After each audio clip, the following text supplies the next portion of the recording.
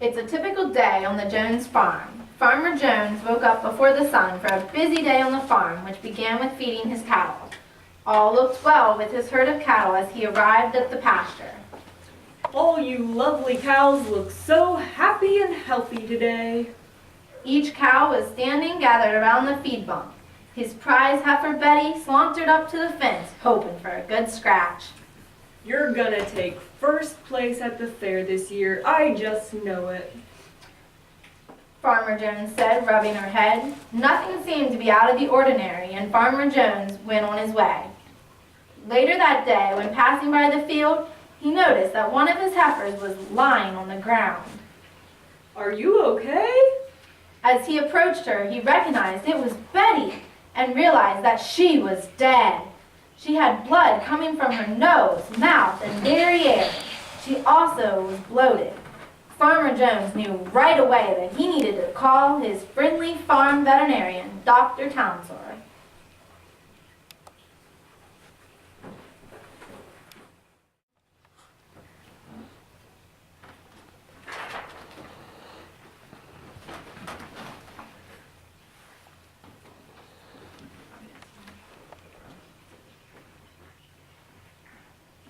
One hour later, Dr. Townsor arrived at the farm to find a very frantic Farmer Jones. Tell me what happened. This morning, when I went out to check the herd, everything was fine.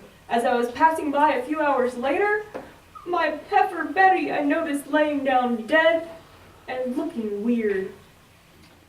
The vet was very concerned because Betty had died so suddenly. Before Dr. Townsor examined Betty, she suited up with her PPE. PPE stands for Personal Protective Equipment. It protects Dr. Townsor from getting diseases while she takes care of sick animals.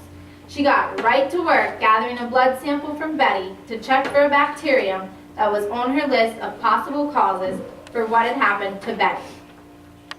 I'm going to check this blood sample under the microscope for bacteria. But in the meantime, don't touch Betty, because I don't know what is going on yet, and I want you to stay safe.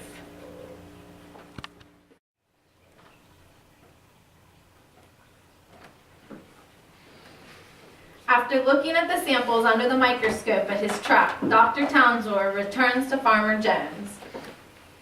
Has this happened to any other cows recently? Not that I've noticed, but I don't know what I'm looking for. Have any of your cows had fevers, trembling, swelling in the neck, or excitement followed by tiredness? That doesn't sound like any of my cows.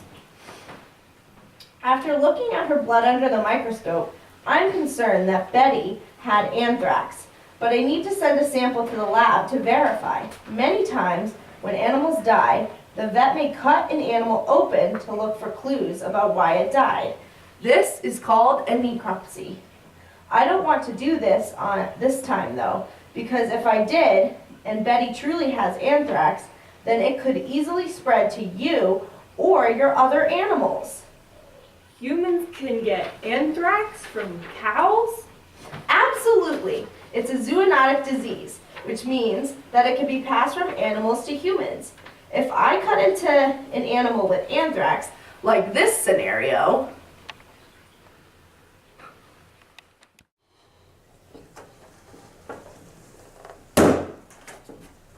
Then, when the bacteria feel the air hit them, they will form spores. The spores can then infect people and other animals.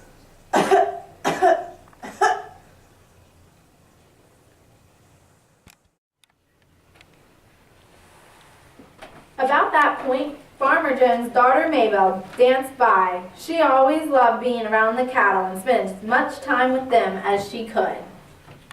I don't know, Dr. Townsor. I'm a little concerned about my family. What if we all get anthrax?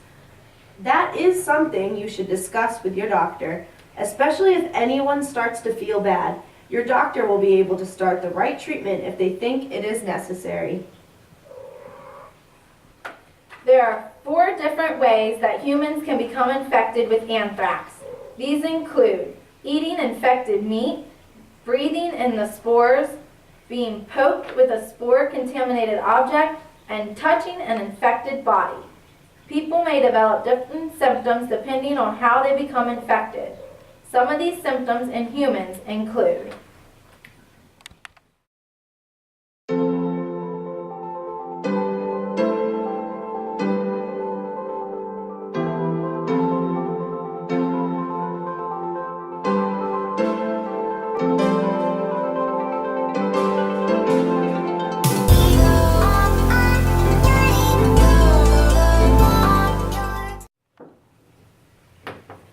Doc, I just don't understand how poor Betty got infected with anthrax. The main way is by eating anthrax spores. Lots of the time, a cow will get infected when she is grazing on pasture with lots of spores in the plants or soil. It's less likely, but animals can also be infected through cuts in their skin, or even by eating feed with infected bone meal supplement or contaminated meat. Outbreaks often happen after periods of heavy rainfall, flooding, or even drought. How can I keep my other animals from getting anthrax? There are several ways you can help prevent the spread of anthrax. You can burn the cows that die from it instead of burying them. You can make sure not to cut open any cows that die suddenly. You can vaccinate your other cows and any new cows you buy. You can make sure your cows have enough grass in the pasture so that they don't eat the grass so short that they end up eating dirt that might have spores in it. And you can call me if you think one of your cows might have anthrax.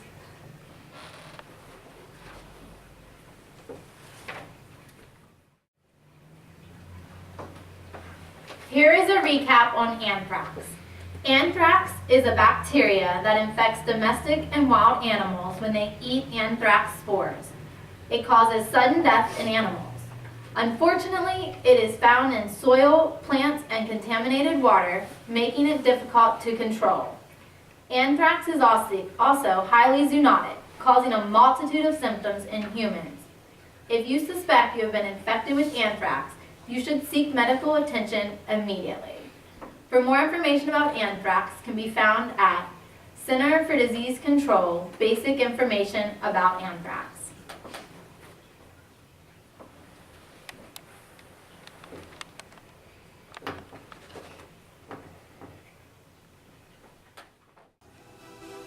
Tune in next week to Veterinary Puppet Pals for an episode on rabies.